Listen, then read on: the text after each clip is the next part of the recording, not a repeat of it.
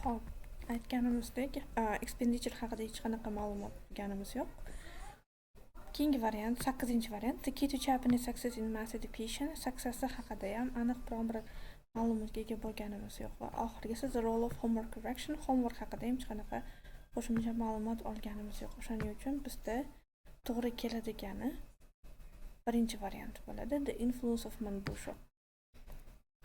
Endi keyingi paragrafga o'tamiz. Bizda keyingi paragraf D, bunda ham xuddi shunaqa boshi va oxirini o'qib tushunishga harakat qilamiz. Faqat bu texnikani sal qiyinroq tarafi bu yerda har bitta section e'tibor berayotgan bo'lsangiz, ikkita paragrafdan iborat. O'shaning uchun qo'shimcha o'rta qismlarini ham o'qishimizga to'g'ri kelyapti.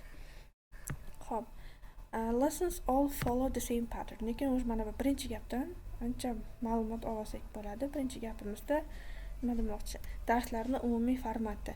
Darslarning umumiy formati hamma darslar deyarli har doim bir xil bo'ladi deb boshlanyapti. Bu topic sentence. Bu degani o'zi bu section bizda polniy shu haqida bo'ladi, ya'ni darslarni qanday o'tishi haqida bo'ladi. Misol uchun ketdik, endi birinchi gap aytyapti. At the beginning, the pupils put solutions to the homework on the board and the teacher command correct or elaborate as necessary. At the beginning deb o'sha boshini tushuntirib beryapti. Birinchi navbatda. Bizda birinchi topic sentence aytdi, darslarning hammasi bir xil ko'rinishda bo'ladi, bir xil formatda bo'ladi. Boshida nima qilinishi tushuntirib berilyapti. Xo'p, keyinchi. Pupils birinchi, значит, o'qituvchi unga vazifalarni ko'rsatar ekan, keyin o'qituvchisi unga komment berishar ekan, to'g'rilashar ekan yoki kerakli joyda fikr bildirishar ekan. Keyin pupils mark their own homework, o'zlarining vazifalarini o'zlari tekshirishadi. Yana keyingi qismiga o'tadigan bo'lsak, after the homework has been discussed, o'sha keyingi qismiga o'tishyapti darsni. Uyga vazifalar discuss qilib bo'lingandan keyin, muhokama qilib bo'lingandan keyin, the teacher explains the topic of the lesson slowly and with a lot of repetition and elaboration.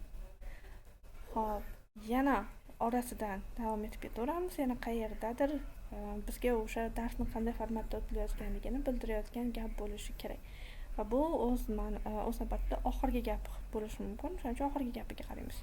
At this point, the teacher would circulate and make sure that all pupils were copying well. Bu qismga kelib, o'qituvchi darsda, sinfxonada aylanib yurishadi va hamma o'quvchilar to'g'ri o'rganyaptimi, yo'qmi, shu narsani tekshiradi demoqchi. Agar e'tibor bergan bo'lsak, mana boshidan birinchi topic sentence berdi, darslarning hammasi bir xil formatda bo'ladi deb. Keyin at the beginning, ya'ni signal so'zlar bilan tushuntirib ketyapti. Boshida, shu qismiga kelib, o'rtasida homework tekshirib bo'lingandan keyin degan so'zlar bilan polniy darsni formatini tushuntirib berishyapti. Hop. Bu o'zimiz chiqargan summary edi. Endi o'zimiz chiqargan summaryni variantlari bilan solishtiramiz. Bizda bu G paragrafida. Hop. Birinchi, helping less successful students. Less successful students hali gap bo'lgani yo'q. The success of compulsory education. Compulsory education haqida ham gap bo'lgani yo'q. The typical format of a math lesson. Boya gaplashganimiz, ya'ni matematika darsini formati. Comparative expenditure narx haqida yana gap bo'lgani yo'q. The key to Japanese success in math education. Japanese success haqida ham o'qiganimiz yo'q va homework correction. To'g'ri, homework haqida gap bor edi, lekin yana qaytaraman, bu ikkita paragraf bitta sectionda aynan ma'lum bir kichkina bir qismidagi joyi edi. To'liq homework haqida gap bo'lgani yo'q. Ya'ni agar mana shu variantni olsam, ya'ni so'ziga ishongan holda, ko'p o'quvchilarning qiladigan xatosi shu, qaysidir so'z paragrafda ishlatilgan so'z headingda, variantida turgan bo'lsa, o'sha variantni tanlab qo'yishadi. Bu odatda ko'pincha xato bo'ladi. Bu chunki sizni xato qilishingiz uchun shunaqa qilib savol tuzilgan bo'ladi. Biron bir headingda variant olayotganingizda o'zingizdan so'rang. Mana shu olayotgan variantim biron bir so'z uchun olyapmanmi yoki umumiy ma'no uchun olyapmanmi? Agar so'z uchun olayotgan bo'lsangiz, bu ko'p hollarda xatoligini bildiradi. Ma'no uchun olishimiz kerak bo'ladi. O'shaning uchun bizda hozirgi paragrafimizning javobi 5 ga to'g'ri keladi. Va yana keyingisiga paragrafga o'tamiz. xuddi shunaqa. Hozir e'tibor berayotgan bo'lsangiz, hech qaysi paragrafni boshidan oxirigacha o'qiganim yo'q. Asosiy o'qiydigan narsam topic sentence bo'lyapti, birinchi gapi va keyin signaling source yoki discourse markers ham deyiladi yoki signpostlar ham deyiladi. Gaplarni bir-biriga bog'lab beruvchi so'zlarga e'tibor beryapman. Boshida topic sentencedan keyin bitta yoki ikkita gap o'qib olyapman. O'rtada обязательно o'sha anaqalar bilan kelgan, signpostlar bilan kelgan, sequencing wordlar bilan kelgan so'zlarni o'qiyapman va har doim oxirini o'qiyapman. Mana shu bilan ham biz bog'lab olsak bo'ladi ma'nosini. To'g'ri, bu ozroq qiyin, lekin ishlasa bo'ladi. Chunki detalni boshidan oxirigacha o'qib chiqishni nima deydi? Agar darajangiz I'm so sorry to tell this, agar kandidatning darajasi yuqori bo'lmasa, paragrafni boshidan oxirigacha o'qib chiqish shunchaki uni chalkashtirishga olib kelishi mumkin. Undan boshini oxirini o'qib, ma'no asosiy pointlarni bog'lay olsangiz ham sizga ancha-muncha yordam beradi. Faqat bu ham bir kunda o'rganiladigan yoki mana bu 10 minutlik video darslikda o'rganiladigan skill emas. Bunga ham vaqt kerak bo'ladi, bunga ham praktika kerak bo'ladi. Hop, paragrafga o'tadigan bo'lsak.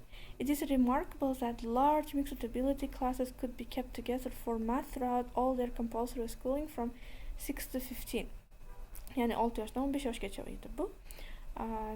Nima demoqchi bu gapi bilan?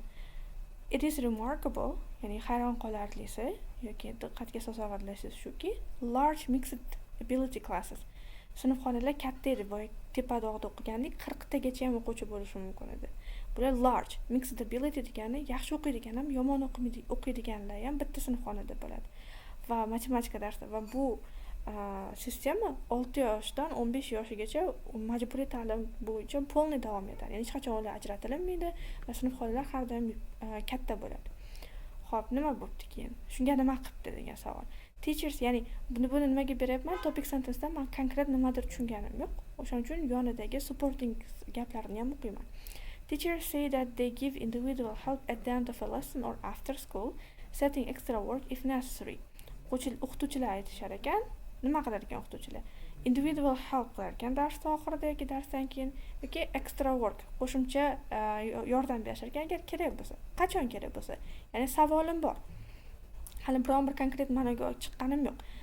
Ya'ni sizda ham shunaqa bo'lish kerak, gap o'qiganingizdan keyin savolingiz bormi? Bu degani keyingi gapni ham o'qishim kerak degani. Ba'zi hollarda savolingiz bo'lmasa, bu o'zi tushundingiz paragrafda degani. Menda hali savol bor. Yordam berish kerak. Kimga yordam bermoqchi?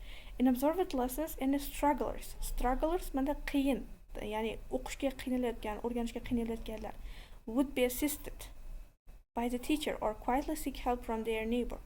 Ya'ni o'qishdan qiynalayotganlar o'qituvchi tomonidan yordam beriladi yoki qo'shnisi deganda sinfxonada birga o'tirgan sherigi. Carefully foster classes identity makes people keen to help each other. Anyway, it is in their interest since the class progress together. Bu endi nima edi? Bu yoqda asosiy narsa yaxshi o'qimayotgan o'quvchilarga yordam berish. Hali ham xulosa chiqarolmayman chunki ikkinchi paragrafim ham bor. This scarcely seem adequate help to enable slow learners. Ya'ni bu yoqda ham yana slow learners struggles bilan bir xil narsa. To keep up, ya'ni sekin o'rganayotganlarni yetishib olishiga yordam berish. Okay, hali ham shu haqida gapiryapman. Paragrafimni oxirigacha shu haqida gapirayotganimni make sure qilishim uchun oxirgi gapini ham o'qiyman. It seems to work. It bilasizlar, bizda har doim tepaga refer qiladi. Bu ishlayapti desa, ya'ni bu ishlaydi desa, nima ishlaydi? Menda savol tug'iladi. It tepaga refer qilgandan keyin it bilan boshlangan gapdan oldingi gapni обязательно o'qishimiz kerak. Yana tepaga chiqaman. Parents are kept closely informed of their children's progress and will play a part in helping their children to keep up with the class. Sinfga yetishib olishga yordam berishadi. Ya'ni ota-onalar. Sending them juku, private evening tuition if extra help. Yana ham o'sha extra help. Extra help degani qo'shimcha yordam. Kimga qo'shimcha yordam kerak bo'ladi? Matematika fani, yaxshi o'rgana olmayotganlarga. Endi meni ishonchim komil bo'ldi. Polniy paragraf shu yaxshi o'qimayotganlarga berilayotgan yordam haqida ekan. Va yana variantlarimni ko'rib chiqaman. Helping less successful students. Less successful students menda strugglerslarga, slow learnersga tushadimi? Tushadi, lekin yana boyagidek birdaniga bo'ldi deb olmayman. Qolgan variantlarimni noto'g'riligini o'zimga isbotlashim kerak. The success of compulsory education. Success haqida hali gaplashganimiz yo'q. Comparative expenditure, narx haqida umuman gap bo'lgani yo'q. The key to Japanese success in mass education. Nimaga yaponlarni matematika ta'limida